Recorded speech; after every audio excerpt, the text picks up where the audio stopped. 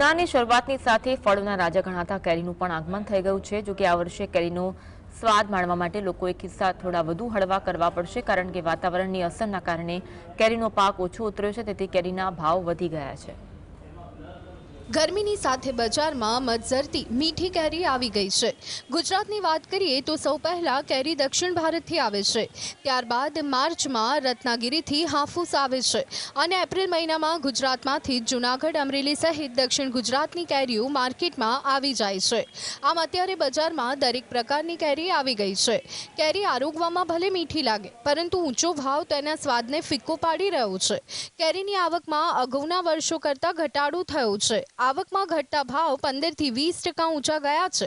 ગત વર્ષે આ સમયમાં નરોડા ફ્રૂટ માર્કેટમાં કેરીથી 50 થી 100 ગાડી આવતી હતી, જે અત્યારે ઘટી અને 40 થી 50 થઈ ગઈ છે। જો કે વેપારીઓનું માનવું છે કે થોડા દિવસમાં કેરીની આવકમાં વધારો થતા ભાવમાં ઘટાડો થશે।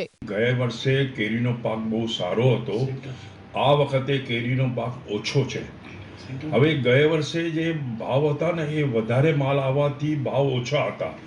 આ વર્ષે થોડા ભાવ વધેલા છે, પણ અત્યારે આવક બધી ભેગી થઈ છે, બધી સાઈડની કેરી આવે છે એટલે ભાવ ઘટ્યા છે, બાકી ગયા વર્ષે કરતાં ભાવ વધારે છે।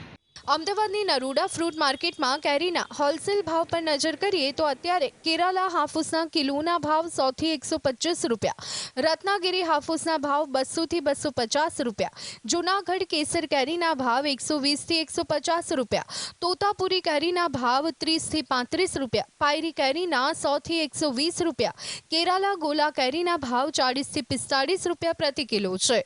કેરીના ભાવ ભલે વધી ગયા હોય, પરંતુ લોકો તો કેરીના સ્વાદની મજા માણવાનું ચૂકતા નથી।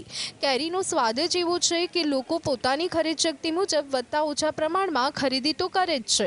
કેરી આરોગ્યની દ્રષ્ટિએ પણ સારી માનવામાં આવે છે। જો કે વધુ પડતી કેરી શરીરમાં ગરમીનું કારણ પણ બની શકે છે, ત્યારે કેરીના રસિયાઓ પોતાની અનુકૂળતા મુજબ કેરીની મજા માણી રહ્યા છે। ઝલક અધ્યારું, GSTV, અમદાવાદ।